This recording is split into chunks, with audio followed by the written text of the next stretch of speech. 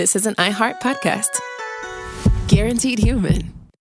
Hey, everybody. The official Big Bang Theory podcast is back, covering seasons 3 and 4 of the show. Each week, host Jessica Radloff speaks with crew and cast members like Kunal Nair, Mayim Bialik, and Kevin Sussman. Hear about the Easter eggs you may have missed, behind-the-scenes stories, and how certain real-life relationships shaped some of the most memorable storylines. Watch the official Big Bang Theory podcast on HBO Max or wherever you get your podcasts. Work can be a little weird. Cringy training seminars, coworkers who won't stop talking about their plant, forgetting the mute button at an inopportune moment. We have to deal with a lot on any given workday. Sometimes it can feel hard to thrive and move forward in your career. Well, that's where LinkedIn comes in. LinkedIn helps you get ideas and insights from experts in your field, connect with people professionally, grow your network, and access tools designed to help you find the right fit for your next role. Whether you're just getting started, figuring out your next move, or looking to accelerate your career, LinkedIn is built to support you at every stage because LinkedIn is the network that works for you. Visit linkedin.com/knowstuff to learn more. Welcome to Stuff You Should Know, a production of iHeartRadio.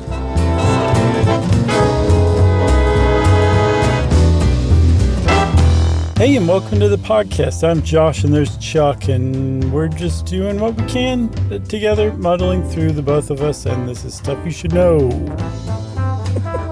Wow. Quite a setup. I wanted to make sure the bar was really low. Well, hold on a second. Oh, okay. Before we get going, we don't often plug shows, but there's a new one on our network called Inner Cosmos. Oh, yes. That we wanted to plug that sounds super awesome. You know, have you ever heard of David Eagleman? He's a neuroscientist. Mm-hmm.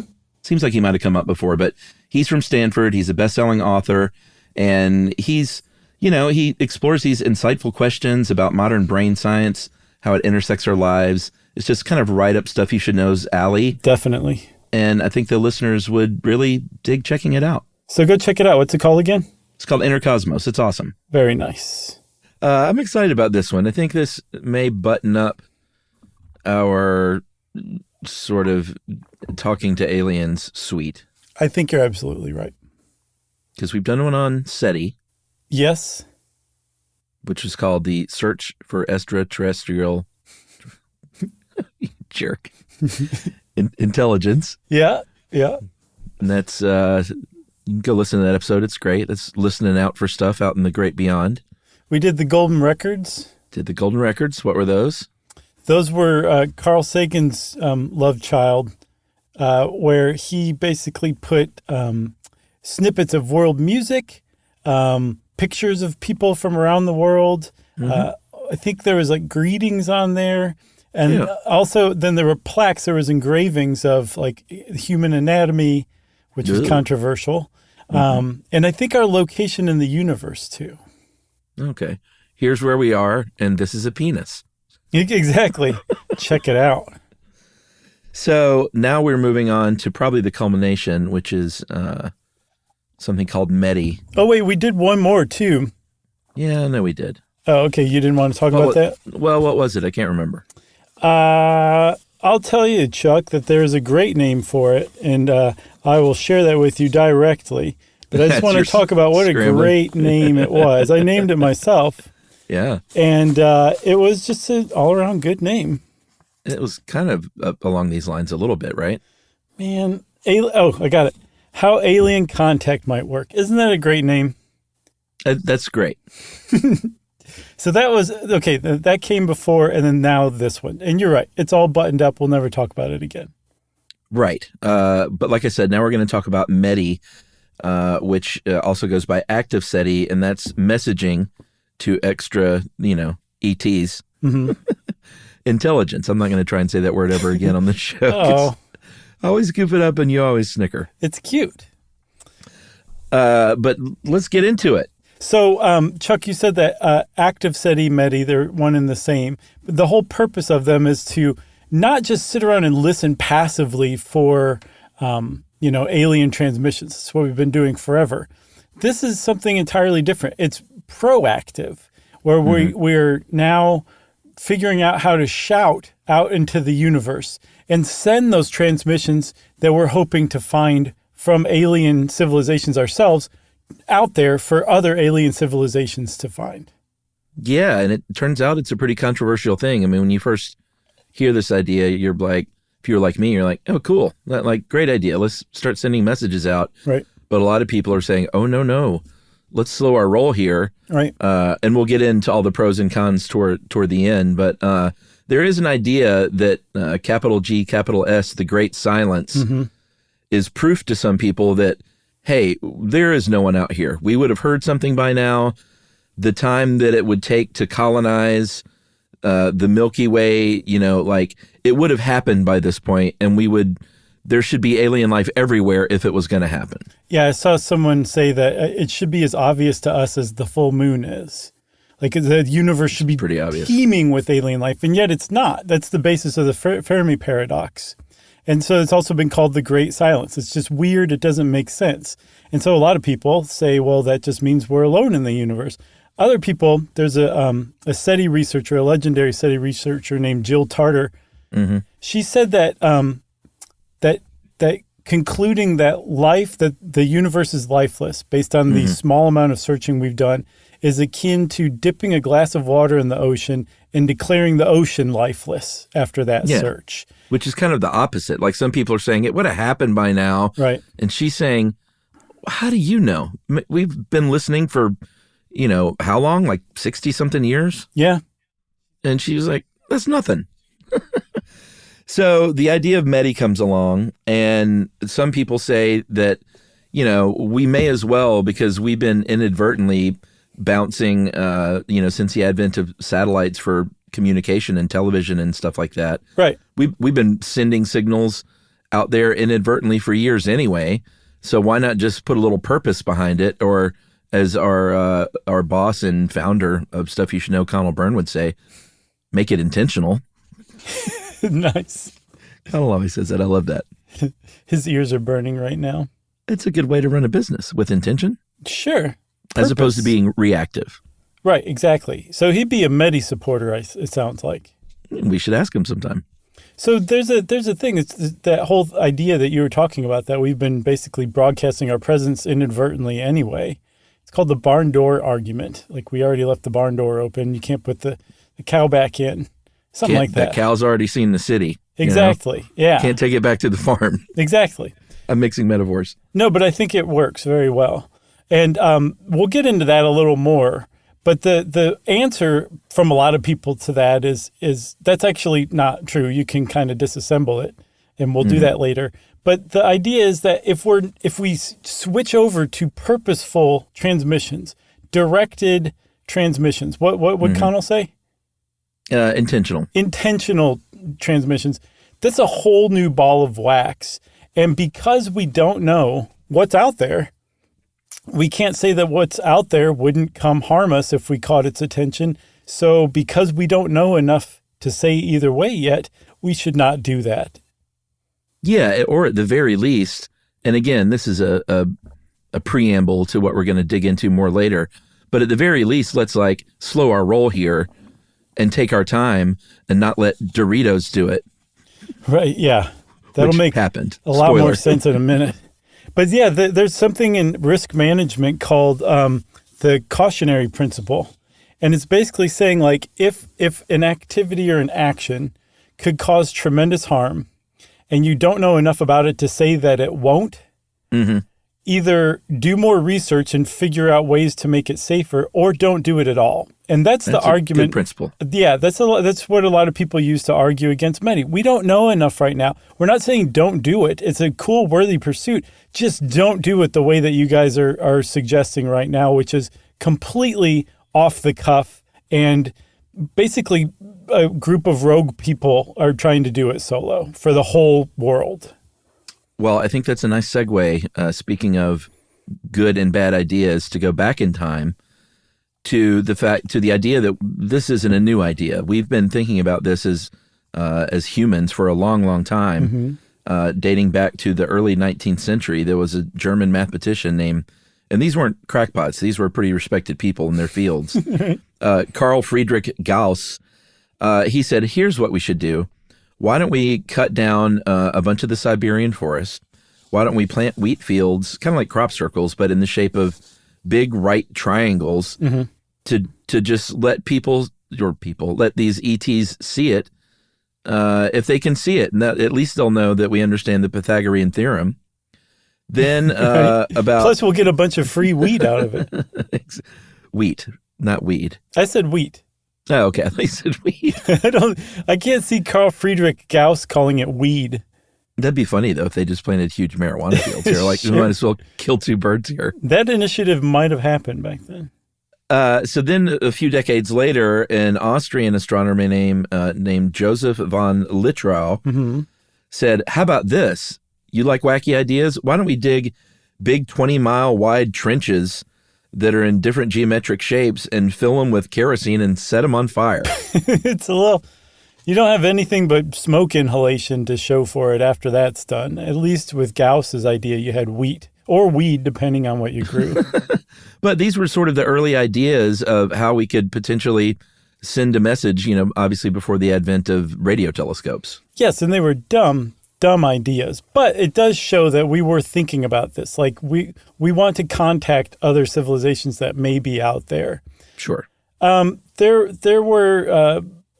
I'm sure other proposals that didn't quite make the historical cut, but if we kind of flash forward to November of 1962, we come to probably what you could call the first METI broadcast.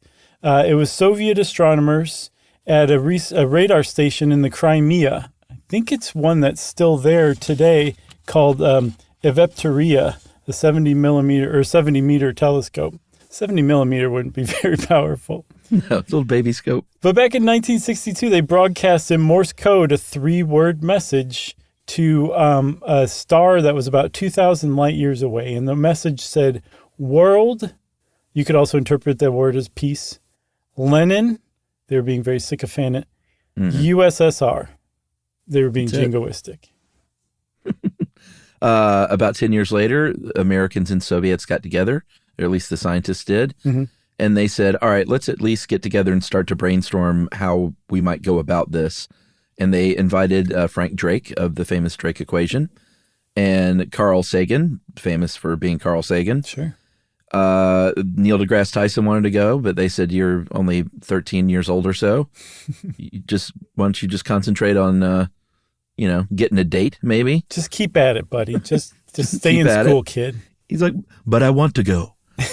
And then James Elliott was an astronomer that was there, and he had the idea, and sort of another 2 birds, 1 stone. He said, we can get rid of all of our nuclear warheads in the world if we just take them to the far side of the moon and blow them up, and that'll be detectable from 190 light years away. And everyone was like, not a great idea. Yeah, you kill 2 birds with 1 stone, but you also lose the moon in the bargain. So no, it wasn't a very good idea at all. But I think at that, no, that happened before. I was going to say at that meeting, Frank Drake came up with the Drake equation, which is basically a formula to figure out the chances of other intelligent life out there in the universe. I think that was more like 1960 or something like that. This is well into the 70s. So Drake was already legendary, at least as legendary as Sagan. And those two actually teamed up in 1974.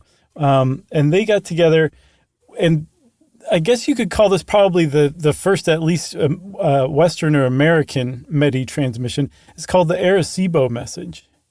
Yeah, and that was a little more, and you'll see as the case with a couple of these early attempts, it was less like, hey, I really think this is going to reach somebody, and a little more like, hey, look how powerful our toys are these days.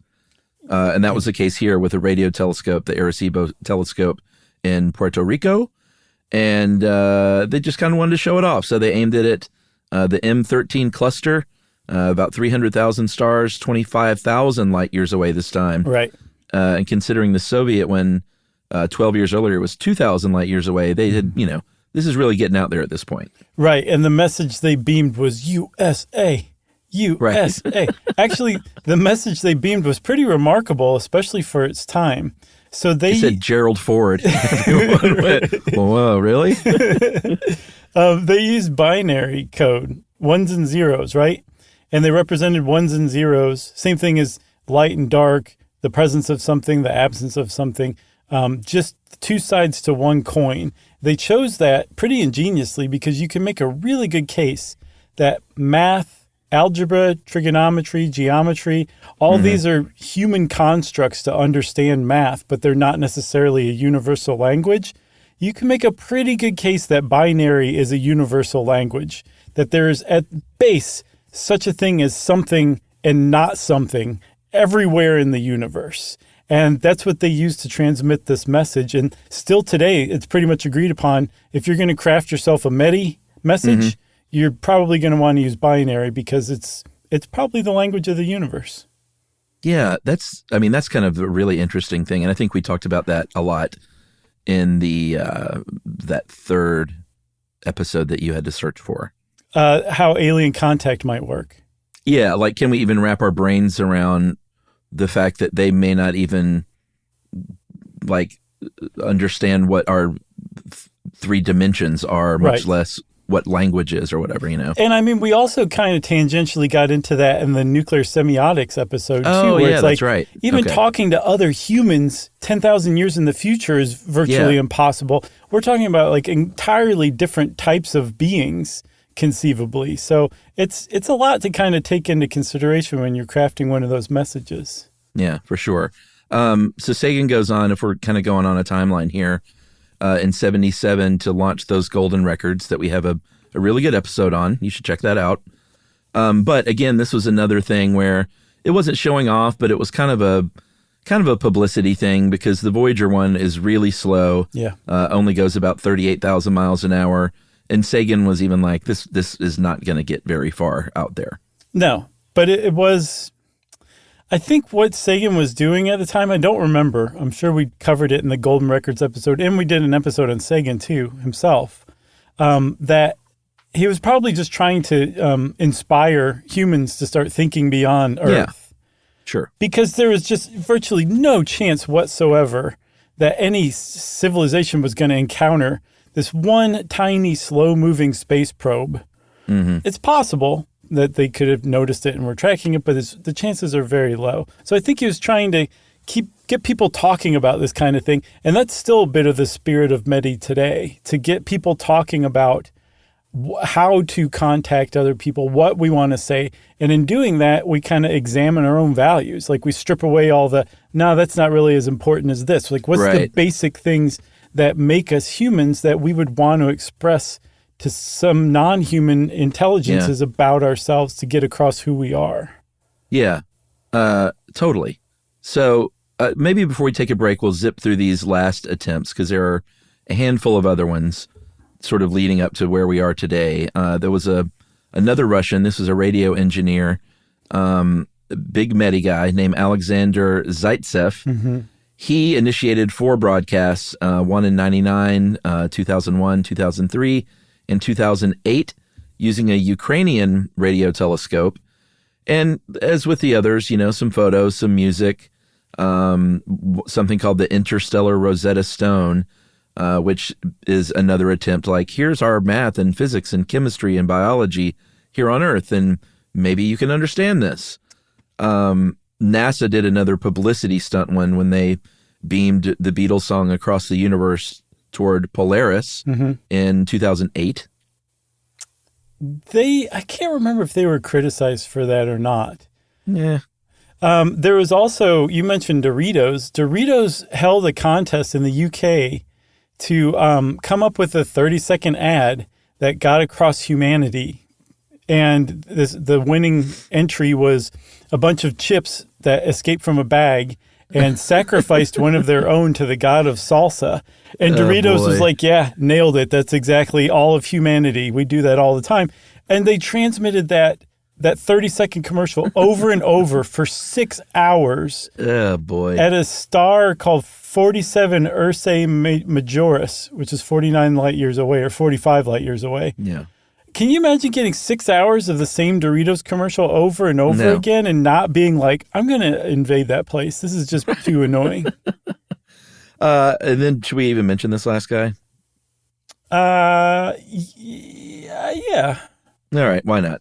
There's an artist named Joe Davis who has made a couple of interstellar transmissions. One was called Poetica vaginal, and he recorded the vaginal contractions of ballet dancers and broadcast those into outer space in 1985. And then I guess I'm curious what he did between 85 and 2009, if that's what he did in 85. But finally in 2009, he did it again, except this time he was like, let me just send out the genetic code for a plant enzyme that's essential for photosynthesis. That makes a little more sense. So that's basically where we are today. There's been a handful of basically solo attempts of people who have friends that work at radar telescope arrays who beamed messages for one reason or another, usually artistic or commercial. Yeah. And so speaking of commercial. Yeah. God, look at that. I just stepped all over it too. We'll be right back.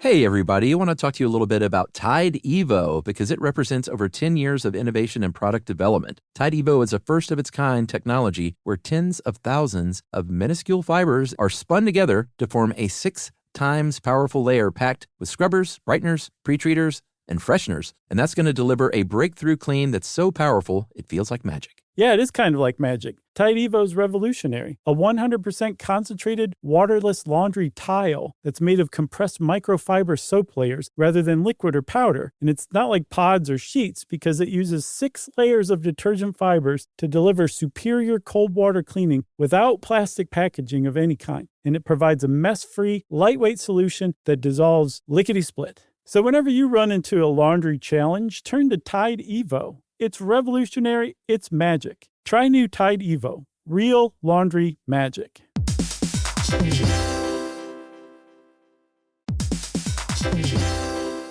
Hey, everybody. We want to talk to you about The Big Bang Theory. That's a show that became one of the most defining sitcom of its era and really built a fan base around its memorable characters and unique group dynamic. That's right, which is why we think you'll enjoy the official Big Bang Theory podcast. It's back, covering seasons 3 and 4 of the show. Host Jessica Radloff sits down with crew and cast members like Kunal Nair, who plays Raj, Mayim Bialik, who plays Amy, and Kevin Sussman, who plays Stuart. That's right. You're going to learn all about the Easter eggs you may have missed, behind-the-scenes stories, and how certain real-life relationships shaped some of the most memorable storylines. Yeah, there's cast reflections years after the series aired and expanded content around famous episodes and storylines. It is exactly what you're looking for if you're a fan of The Big Bang Theory. The season is on video, so watch the official Big Bang Theory podcast on HBO Max, or listen wherever you get your podcasts, and stream episodes of The Big Bang Theory on HBO Max.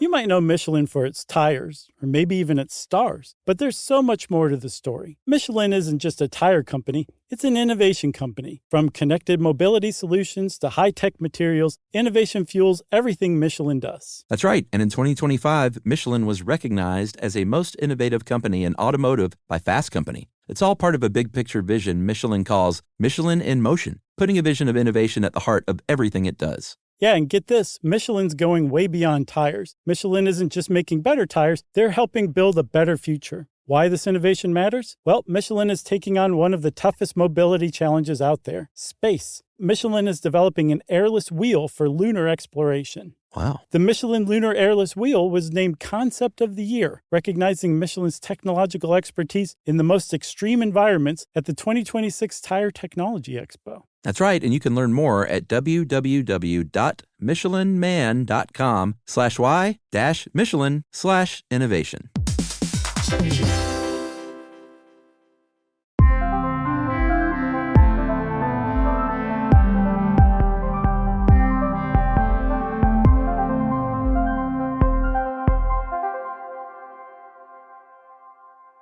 Okay, so we are back. We are catching up to the future, and we're going to start with a man named Douglas Vakoch. I think it's Vakoch. Vakoch, V-A-K-O-C-H. Mm-hmm. He's a SETI guy, and he was there for about 16 years, where he worked his way up to the director of interstellar message composition, which is, exactly, where you want to be if you want to send messages out. For sure. And he kept saying, like, SETI, come on, let's do this. Let's get on it. Let's send messages out. And they just folded their arms and shook their head no. And he said, fine, I'm going to leave and I'm going to go start my own little group called METI. And that's where METI was born. Yeah, and SETI also refused to go the opposite way and outright ban messaging extraterrestrials. And so there were some like high-level critics of METI who departed SETI. So SETI was just shedding people left and right for a little while over this topic. And it actually goes to show you, like, in scientific circles, especially astronomy circles, it's a big deal. It's a really heated discussion. Like, people will start screaming at each other over this. Oh, really? Yeah, it's there's a lot of pettiness and backstabbing and S-talking. It's strange. Science fight. Yeah. And I'm not saying it's strange that it's controversial. I'm saying the way that the scientists carry out the debate and arguments is strange. Right. It's they don't thumb wrestle like in the old days. Right. Or what is it? Thumb war? Yeah. 1, 2, 3, 4. Yeah, we always called it thumb wrestling though. This whole thumb war thing is just, that's what the kids are doing these days. I think it's just, you say thumb war with the rhyme, but I think you still call it thumb wrestling. That was my experience, and that's typically the correct one. All right. Very important work we're doing here. The thumb wrestling thing? So METI has one, they have actually tried this one time in 2017. Mm-hmm. They did a one short series of transmissions. They also used the ones and zeros technique because you said it was best. It is. And they said, Josh said it was best, so let's go with that. Right. And again, it included, some basic numbers. It included some basic math, a little bit of trigonometry, like, hey, here's how electromagnetic waves work. Here's a little bit of music that might suit your fancy. Mm-hmm. And here's a clock that's just going to count how long it's been traveling. I could not, for the life of me, figure out how they would have done that. I saw that there was another one called the Beacon in the Galaxy, which we'll talk about later. It has a timestamp saying when, or it proposes a timestamp saying when the message was sent. But I don't understand a countdown clock. It doesn't make any sense. I don't think it's a countdown. I think it's just a counting clock. Either way, how would you do that with binary ones and zeros? Oh, I don't know. I just kind of figured the clock was separate. I really don't understand. I looked all over for it. I did find that Autechre had a little 10-second snippet aboard one of those transmissions. It was pretty good. Autechre, they're I don't know that. German, Austrian. Maybe British, Scottish. I don't remember. But anyway, they're like a electronic duo that's been around for a long time. That's really, really good. And kind of weird. Do they wear helmets so you can't see their faces? No, nothing like that. They dress kind of normcore, and they're just a couple of normal guys, but their music is really, it can be really like atonal and hard to listen to. And then at other times, it's like the coolest music you've ever heard in your life. So if you go listen to Autechre after this, and the first thing you hear, you're like, what is this? I don't like this at all. Go on to the next track and see what you think. Okay. I have to check that out. So that one message that they sent in 2017 was blasted out to an exoplanet, and we'll get to, that's sort of the thinking these days is to send them toward exoplanets. We'll get more into that in a sec, but it's called GJ273b, and that's about 12 light years from Earth. And if someone there gets it or something there gets it, we would get a message back potentially in 2042. So that was the only one that METI sent so far, like the METI Institute, right? Mm-hmm. There's the NASA's Jet Propulsion Laboratory is working on one that I mentioned, the Beacon in the Galaxy. Mm. And it kind of follows in the footsteps of messages going all the way back to the Arecibo message, where it's saying like, hey, this is math and this is science and check it out. But it also is kind of departing from other messages in that they're basically saying, here's where we are. Come visit us if you want or get in touch. And that kind of thing makes some people a little nervous, especially, Chuck, because we've gotten so much better at finding exoplanets, potentially habitable planets outside of our solar system, that now we can kind of direct messages much more purposefully than we could in the past. And so the chance of an extraterrestrial intelligence, if there is one out there, actually receiving this has increased tremendously if we do start sending messages directed toward exoplanets. Yeah, and they've narrowed it down to about 20 exoplanets right now, out of the roughly 5,300 that we have confirmed exist, that are in what's called the Goldilocks zone, which I know we've talked about more than once. Mm-hmm. And that's the area where they think that, like Goldilocks, it's not too warm, it's not too cold. There's probably surface water and an atmosphere.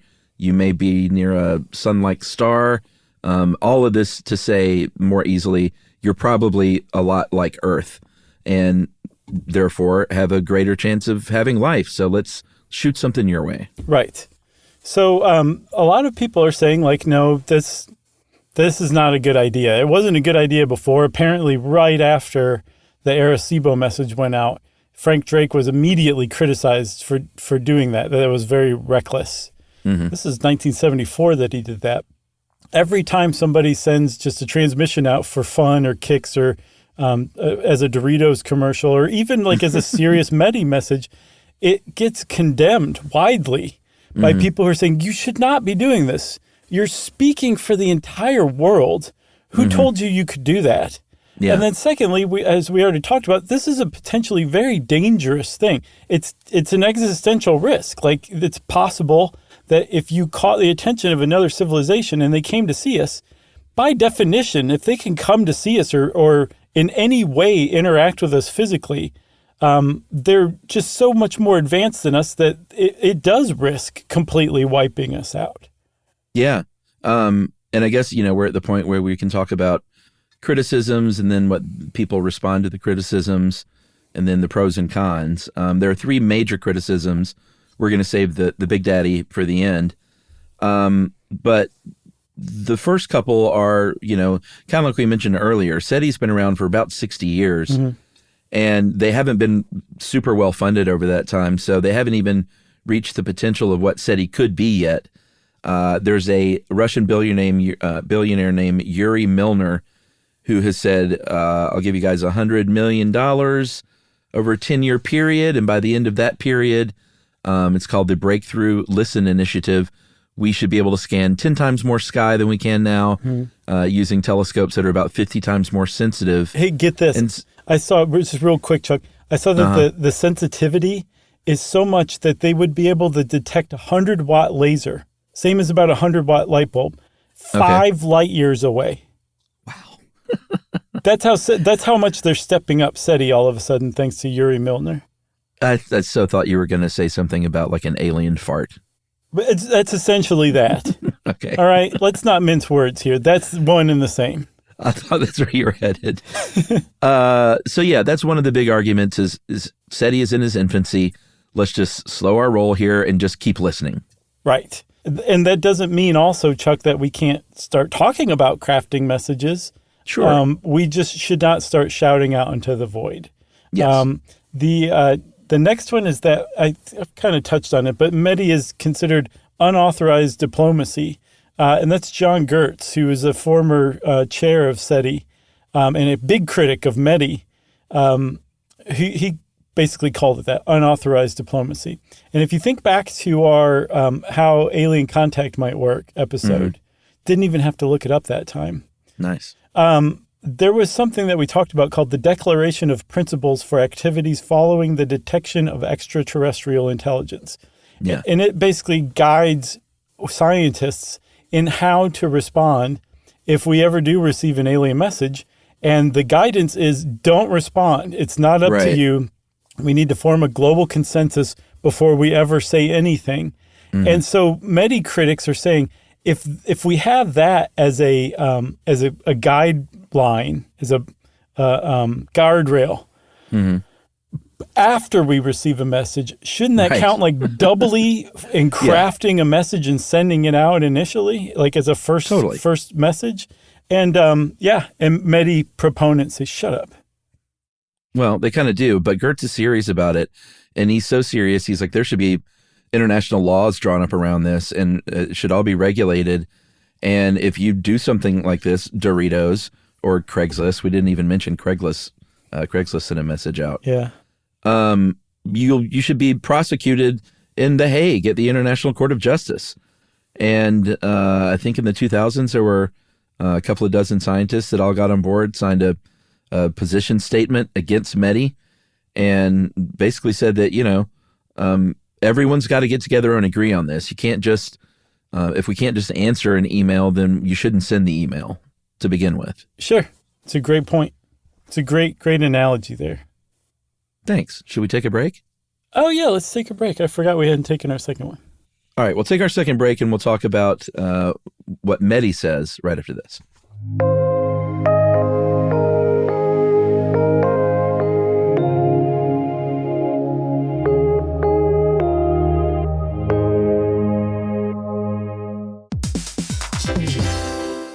Hey, everybody. I want to talk to you a little bit about Tide Evo because it represents over 10 years of innovation and product development. Tide Evo is a first-of-its-kind technology where tens of thousands of minuscule fibers are spun together to form a 6 times powerful layer packed with scrubbers, brighteners, pre-treaters, and fresheners. And that's going to deliver a breakthrough clean that's so powerful, it feels like magic. Yeah, it is kind of like magic. Tide Evo is revolutionary. A 100% concentrated waterless laundry tile that's made of compressed microfiber soap layers rather than liquid or powder. And it's not like pods or sheets because it uses 6 layers of detergent fibers to deliver superior cold water cleaning without plastic packaging of any kind. And it provides a mess-free, lightweight solution that dissolves lickety-split. So whenever you run into a laundry challenge, turn to Tide Evo. It's revolutionary. It's magic. Try new Tide Evo. Real laundry magic.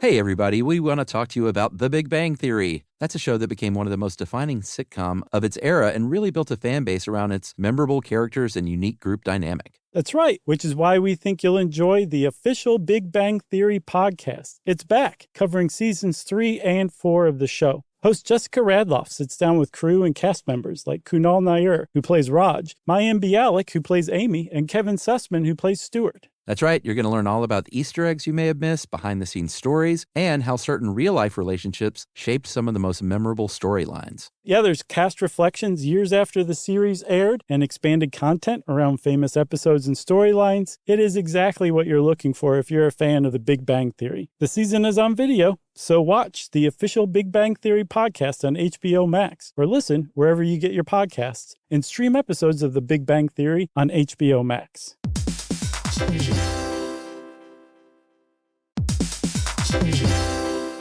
You might know Michelin for its tires, or maybe even its stars, but there's so much more to the story. Michelin isn't just a tire company, it's an innovation company. From connected mobility solutions to high-tech materials, innovation fuels everything Michelin does. That's right, and in 2025, Michelin was recognized as a most innovative company in automotive by Fast Company. It's all part of a big-picture vision Michelin calls Michelin in Motion, putting a vision of innovation at the heart of everything it does. Yeah, and get this, Michelin's going way beyond tires. Michelin isn't just making better tires, they're helping build a better future. Why this innovation matters? Well, Michelin is taking on one of the toughest mobility challenges out there, space. Michelin is developing an airless wheel for lunar exploration. Wow. The Michelin Lunar Airless Wheel was named Concept of the Year, recognizing Michelin's technological expertise in the most extreme environments at the 2026 Tire Technology Expo. That's right, and you can learn more at www.michelinman.com/y-Michelin/innovation.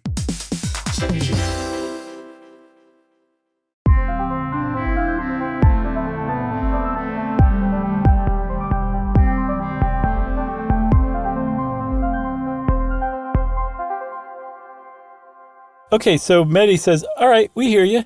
We'll even grant you that there is a slight risk to this, a vanishingly small risk. Mm-hmm. But we have some counter arguments to all of your BS. And number one is we feel that ETIs out there, other intelligent civilizations, are actually waiting for us to signal them. Mm-hmm. That if there are extraterrestrial intelligences out there, maybe they're all being quiet, and this explains the Great Silence, because there's some sort of agreement among intergalactic civilizations not to disturb up-and-coming ones before they say that they're ready to be contacted. And they said, what we want to do is send that message that we're ready. Yeah. And some people saying we are ready. Some people are saying, no, we're not ready. Right. We're not close to ready. And also, like, if we're working on the premise, did I don't say premise? The premise that it's a danger, then, like, no one's ever going to say anything to anybody. And then if it turns out there wasn't a danger, then what have we been doing this whole time? Yeah. We're all going to live and die as civilizations without ever being in touch with one another. And what kind of a tragedy would that be? That'd be a pretty big tragedy. Another one is what we talked about earlier, that we've already made our presence known, right? Yeah, and we've been blasting out television through space since 1951 with I Love Lucy, and that message, I Love Lucy, is 72 light years away from Earth by now. Mm-hmm. And we've been, like, if we can send the Real Housewives shows into outer space, then surely we should be a little more intentional and send out something else that actually shows our intelligence. Andy Cohen just said, hey, well, you are right. You're not wrong. Watch what happens. So this is, I said that people can really kind of easily disassemble this argument. And it is really, especially coming from astronomers and astrophysicists, this is a really glib argument. This is an argument that's crafted to fool dummies like you and me. Right. If you really dig into it, those radio and TV transmissions are so degraded when they escape out into space that you just couldn't pick them up. You'd have to be in our backyard to pick up any of that, and be listening for it, right, and know where it came from. If you weren't in our backyard, the further away you are, the less chance you have of picking up not just like a I Love Lucy transmission, but all of Earth's electromagnetic signature that we're leaking out into space at all times. You have such a small chance of picking Earth up that it's actually mind-boggling. John Gertz just gave an example of a alien space telescope that was 550 astronomical units away. That's 0.8% the distance of a light year. So it's actually relatively very close. That this telescope would have to be positioned so that eventually it was going to get Earth right in its crosshairs. And when it finally did, it would have a 3 to 4 second opportunity to pick Earth up every 13,000 years. So the idea that we're just shouting out into the universe that we're here just from being and broadcasting and emitting electromagnetism. Oh, God, I got to rephrase that. You did it. I don't think that's a word, though. Sure. Anyway, it's not a valid argument. Although, wouldn't that be funny if aliens finally came down and they just met all of us and they all went, Lucy. Right. Just called everything Lucy. That's like, what was it? I think it was, there was some, I want to say Futurama, where there was like an alien race that had picked up Ally McBeal, and they wanted to know what happened. And they showed up like trying to find what happened at the end. It was pretty good. That's funny. They would be very surprised to learn that she married Han Solo. Well, they would. It's still surprising, but they took it as a real thing, that they were watching something real and not like a show. All right, so now we get into the final criticism that we had kind of hung on to. We've alluded to it a little bit, but that is the existential risk that you talked about, where what if they like kill us all because of this? And it's called the dark forest theory, which is basically like, hey, the universe may be full of intelligent life and all these, ancient advanced civilizations, and they are all still surviving because they know when you go into the forest, you keep your mouth shut and you don't go in there shouting around. And that's the dark forest theory. Like, you survive by being quiet. Right. And so they're saying what METI's proposing to do is walk into the forest and shout as loud as we can to get the attention of anyone we can. And again, you take it back to this idea that METI proponents will be like, look, if this civilization is as old as we suspect, it has to be altruistic to have survived and not blown itself up. We talked a lot about that in the alien contact episode. That's not necessarily true. Like, it's possible that, even probable, that they developed altruism for their own society, which is how they would have survived. That doesn't necessarily mean it's extended to other societies. They might have figured out a long time ago that most societies that are up and coming need to be wiped out because they're going to screw things up for the universe, so they take it upon themselves to wipe us out. Right. It's kind of interesting, though, when I feel like whenever we talk about this stuff, there are two camps. One is, hey, maybe they will wipe us all out, so there's a danger, so we shouldn't try. And then another camp says, well, why do we assume that they will wipe us out? What if they're friendly and they have the solutions to cancer and global warming and climate change? But I never hear anyone saying, well, what if they're both, kind of like planet Earth? Right. Like, Earth is everything. It's people that would welcome you or people that would spit in your face and start a fist fight. Like, who knows? Why does it have to be one or the other? Right. It's like Topeka and Kansas City. Right. So that's a really great point, though. And I actually have seen some people say, like, also there's been plenty of examples of even contact that wasn't meant to be violent having horrible, catastrophic consequences just here on Earth. Right. And the other thing is this. So, again, METI proponents really kind of bulk up that argument that METI critics use, which is, it's possible that they're hostile and could wipe us out. And METI proponents are like, you're being ridiculous. You're being irrational, paranoid, childish even. They're very dismissive of it. But if you dig into what the METI critics are saying, they're not saying like, yeah, of course an alien civilization is hostile and is going to wipe us out if we contact them. They're saying we don't know that they're not hostile. And we all agree that there is a chance, however small, that they could be hostile.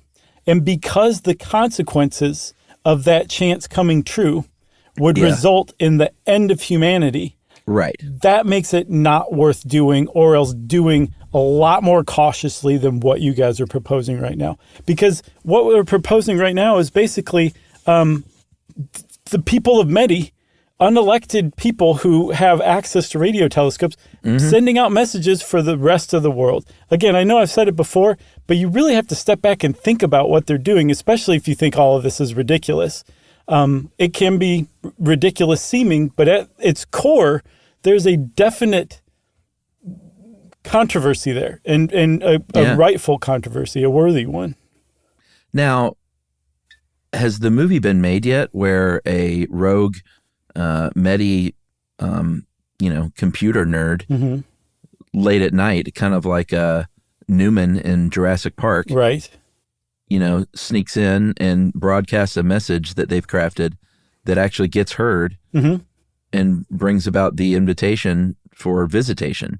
That was the subplot to Sleepless in Seattle. Don't you remember? You're right. I guess every idea has been taken. It's all been done. There's nothing new under the sun, Chuck, unless some aliens show up, and that will change a lot. That's right. I think this wraps up our alien contact episode. We did UFOs too, a two-parter on Project Blue Book, remember? Yeah, and didn't we do some live thing at Comic-Con once? That was on UFOs in general, I think. Okay. All right. So this wraps it up until we actually get that contact, and then we'll have to follow up. Yeah, we'll put an asterisk on there. Yeah. Or as you would say, an asterisk. I don't say that right, do I? Since I just made fun of Chuck, and really lovingly, everybody. Sure. It's time for listener mail. With intention. I'm going to call this correct. Ooh, I'm getting you back because you got something wrong. Oh. In the skydiving episode, we had a few people write in already, but TJ's is more concise, so I'm going to go with TJ. Okay. Hey guys, skydiving. In the skydiving episode, Josh was explaining stall speed for an aircraft and said that the prop planes can fly slower before their engines stall. Not exactly correct. In aviation, Stall speed refers to the minimum speed an aircraft can fly that the wings generate lift. So it's a wing stall. If you fly slower than an aircraft's stall speed, the wings are not provided enough lift to overcome the aircraft's weight. It'll drop like a rock. Man, that would be so bad. Always enjoy the great content and can always rely on you guys for hours of education and entertainment. Sincerely, that is TJ Singh. That's awesome. Thanks, TJ. Well put, gently put, and one of my very best friends when I was a really little kid was named TJ. Thomas Jefferson even. He was a bicentennial baby. Really? Yeah. That's pretty great. And listen to this PS. This is awesome. Sincerely, TJ. PS. An auto response to let writers know their email was received would be appreciated. Oh, yeah. Well, how about this, TJ? I'm letting you know with my mouth. Message received. Yeah, I'm gonna write them back, though, because I always let people know when we've read their email. Very nice. Thanks again, TJ. Thank you, Chuck. That was a good pick. And thank you, everybody out there, for listening to us. If you want to get in touch with us like TJ did, you can send us an email to stuffpodcast@iheartradio.com. Stuff You Should Know is a production of iHeartRadio. For more podcasts from iHeartRadio, visit the iHeartRadio app, Apple Podcasts, or wherever you listen to your favorite shows.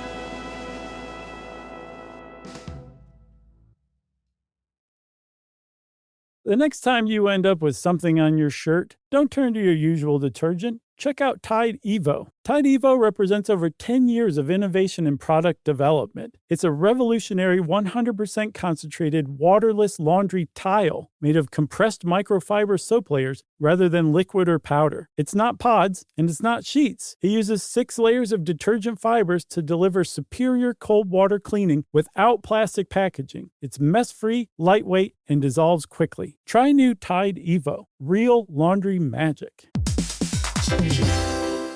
Every parent should know the car ride soundtrack. Are we there yet? How much longer? I'm bored. Well, if you're taking an extensive car ride anywhere and you've downloaded the Lingo Kids app prior to leaving the house, you may experience something strange, right, Chuck? That's right. You may experience silence from the back seat. Your kid may go an entire car ride without asking once if they were there yet. How about that? And by chance of miracle, they may even ask if you could drive longer. Yeah, that's the magic in Lingo Kids. Over 4,000 interactive games, songs, and shows, including their favorite Disney characters. It turns the longest drives into the easiest ones, and honestly, you won't understand why you didn't download it sooner. That's right. Lingo Kids is the #1 entertainment platform for young kids, and it's free to download. Or go plus with the Lingo Kids subscription and unlock even more content your kids won't be able to get enough of. You can save up to 60% on the yearly plan. Just search Lingo Kids in the App Store or Google Play. Lingo Kids, everything kids love.